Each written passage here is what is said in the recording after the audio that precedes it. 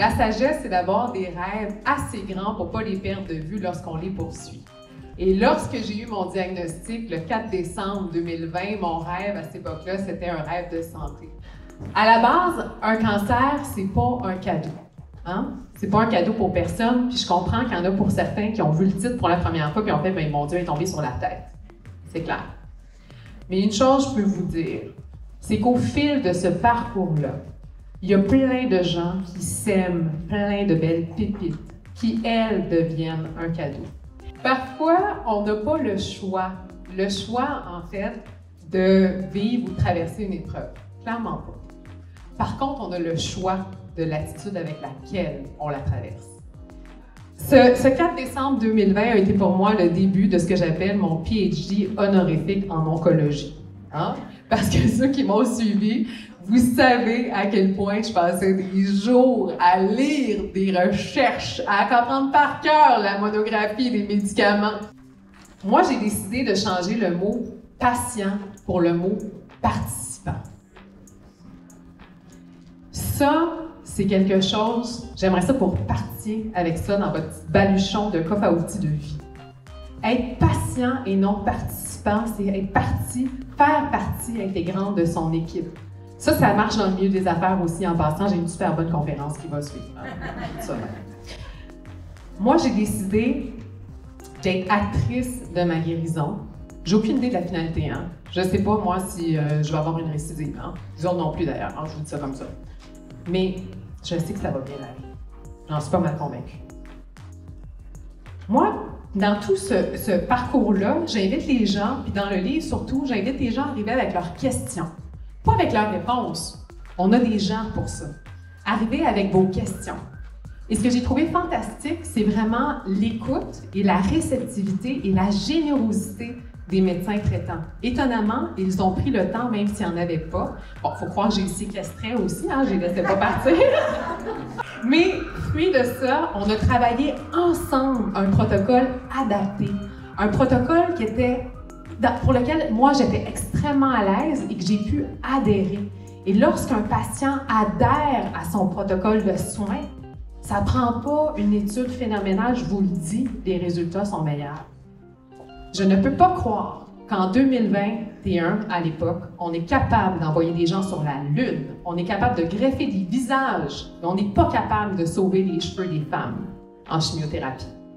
Et moi, je me suis dit que s'il y a une solution sur cette terre, j'allais la trouver.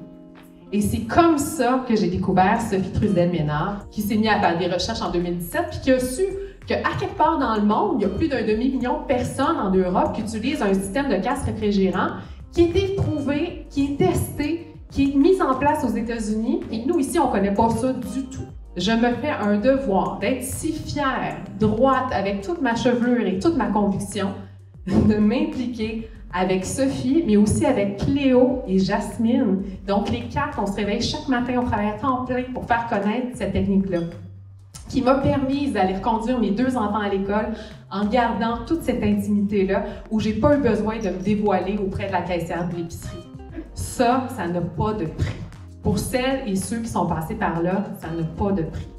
Alors, si présentement, c'est un droit fondamental qui est bafoué, celui de prendre une décision éclairée lorsqu'on décide de faire de la chimiothérapie ou pas. Sachez aussi qu'il y a 8% des femmes qui refusent la chimiothérapie par la peur de perdre leurs cheveux ou qui décident de prendre un traitement moindre qui peut mettre en danger leur vie. Cette solution, elle existe, elle est accessible. Mon réflexe d'entrepreneur, pour moi, a été de m'auto-proclamer présidente directrice générale de ma propre santé. J'ai décidé, dès ce jour 1, de bâtir mon conseil d'administration, mon comité aviseur puis mon équipe de direction. Et, sans le savoir, vous avez beaucoup de nominations ici dans la salle. Okay? Et cette équipe-là, c'est pas seulement mes médecins, c'est beaucoup de thérapeutes. Okay? Des thérapeutes en soins complémentaires.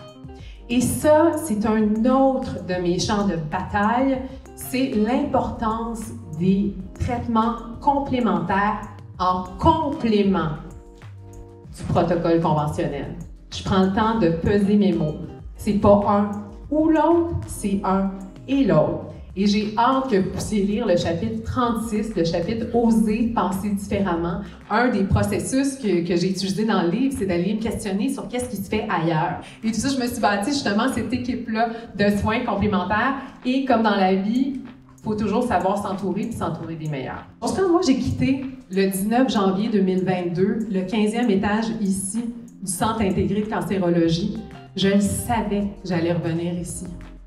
Je le savais, mais je savais que j'allais revenir autrement en faisant œuvre utile. Et ici, ce que je vis présentement, ça m'apporte énormément de bonheur parce que je suis convaincue que je suis ici après faire œuvre utile. Pendant 2 ans, j'ai écouté. Je me suis questionnée beaucoup. J'ai bâti des listes. J'ai consolidé. J'ai vécu, j'ai appris, j'ai compris, j'ai consolidé. Et là, aujourd'hui, c'est le temps de transmettre.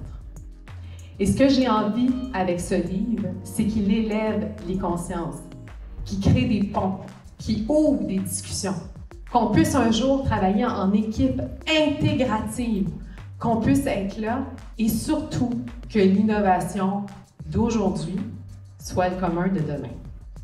Ce livre s'adresse aux patients. Il s'adresse aussi aux accompagnants pour qu'ils soient en mesure de comprendre qu'est-ce qui se passe dans notre tête, dans notre cœur, dans notre corps, mais aussi aux cliniciens, parce que j'espère de tout cœur qu'ils soient en mesure de peut-être un petit peu penser à moi dans leur pratique. Juste ça. Voilà. Merci.